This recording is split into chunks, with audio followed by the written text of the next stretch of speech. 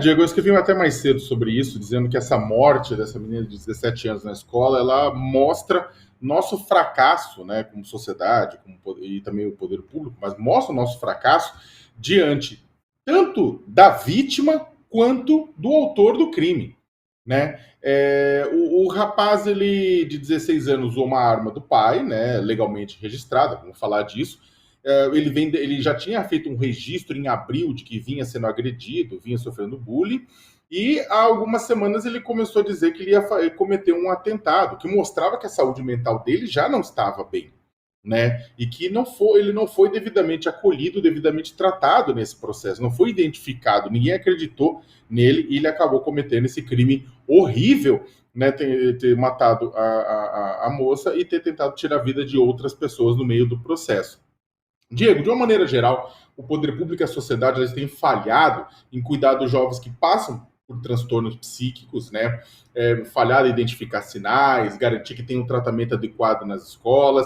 Ele tem falhado em reduzir as armas de fogo em circulação. O governo Lula até recadastrou e acabou com o liberou geral do governo Bolsonaro, mas ainda é pouco, porque muita arma foi semeada e agora a gente está colhendo violência.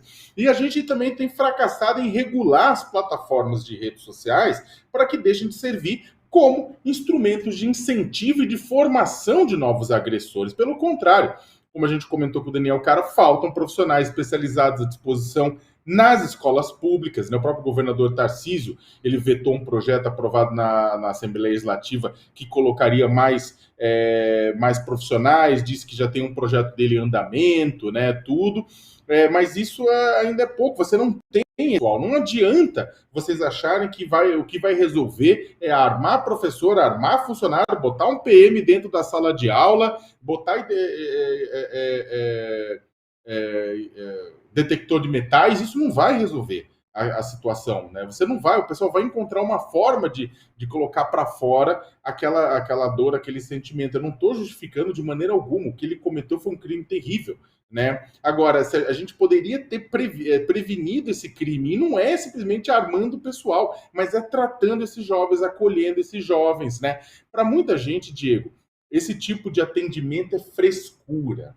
E não muita gente acha que não é local, escola não é local para homem falar sobre seus sentimentos. O problema é que essas mesmas pessoas também acham que não a casa também não é o lugar, o clube não é o lugar, a escola não é o lugar, nenhum lugar, o homem não deve falar sobre sentimentos, deve engolir a seco.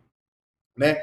E o que acontece é o seguinte: quando esses jovens engolem a seca, eles vão procurar, inclusive, respostas para essas atribulações deles nas redes sociais. E eles vão encontrar outros jovens tão transtornados quanto, ou pessoas que querem manipular o sofrimento desses jovens por conta do ódio às mulheres, por conta do ódio ao outro, por conta da raiva que eles sentem contra a sociedade, e acaba manipulando. Esse jovem acaba encontrando nesse tipo de ataque uma saída. E aí ele encontra também armas facilitadas. O pai tinha uma arma. A gente sabe que quando a sociedade está recheada de armas, esse tipo de ataque funciona de uma forma tem um resultado mais trágico.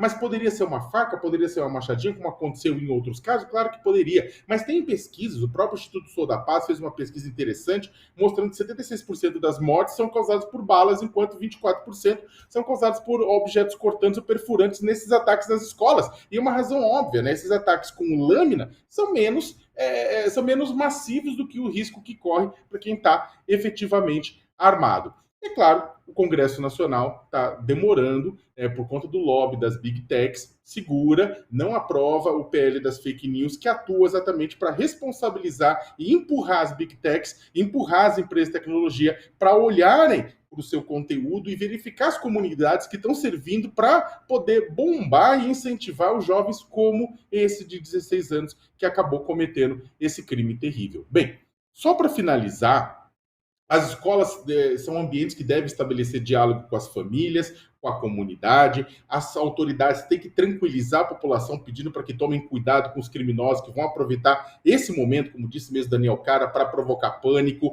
E tem que também, o poder público tem que reforçar esses programas de monitoramento das ameaças nas redes sociais, mas vão ter que trabalhar com os jovens. Diego, a gente vive uma crise em que jovens tentam tirar a própria vida, ou a vida dos outros.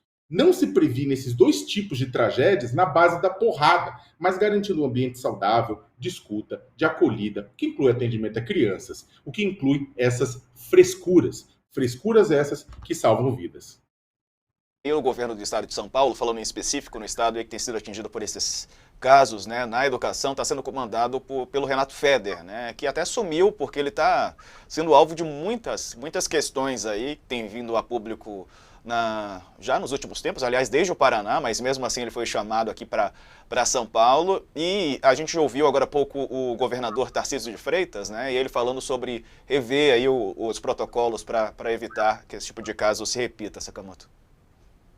Esse é o problema que é exatamente o que eu estou falando, Diego. O que é rever o protocolo? É rever o protocolo de quê? Protocolo de segurança? É você tipo pensar no problema sobre a ótica do leite derramado? É você pensar o seguinte: olha, eu vou armar, botar o que? Cerca de arame farpado nas escolas, botar detector de metal, meter policial dentro, meter professor, né? O que acontece? Não, os protocolos que precisariam ser revistos é a forma de atendimento psicossocial a esses alunos, a forma de você garantir um acompanhamento para essas pessoas. Só que esse é o problema. A gente não tem visto o governo do estado de São Paulo avançar significativamente nisso. E os recados e os sinais foram dados. Desde o começo do ano tem acontecido crimes assim. Né? Eu acho o secretário de Educação, Feder, ele tem deixado muito a desejar no tratamento da educação em São Paulo. Ele era secretário no Paraná, foi trazido pelo Tarcísio para cá, se envolveu, como diria a sessão da tarde, nas maiores confusões. Lembra? Se a gente está estamos tendo o quê? Esses tiroteios em São Paulo, e São Paulo não está dando, ao que tudo indica, uma resposta adequada. Tivemos o quê? Tivemos aquela tentativa de retirar livro didático das escolas estaduais, não aceitar a doação de livros didáticos que é feita via governo federal, em que o professor escolhe o livro que vai tratar na aula e recebe gratuitamente para distribuir para os alunos. Queria se trocar por botar alunos copiando no PowerPoint aulas, e depois descobriu-se que essas aulas preparadas pelo governo do estado no PowerPoint tinha erro, como que o fato de que não era a princesa Isabel que assinou a Lei Áurea, né? Então, ou seja, isso é uma de vários problemas na área de educação estadual que a gente tem encontrado sobre a gestão Feder. A pergunta é, com tudo que está acontecendo, com todos esses BOs que estão acontecendo, com essa falta de resultado que está se dando, quanto tempo o governador Tarcísio de Freitas vai segurar o seu secretário de Educação levando pau por conta exatamente de uma lacuna em todos esses processos, né? Alguma hora, ou o Tarcísio é masoquista, ou o Tarcísio uma hora se cansa e troca.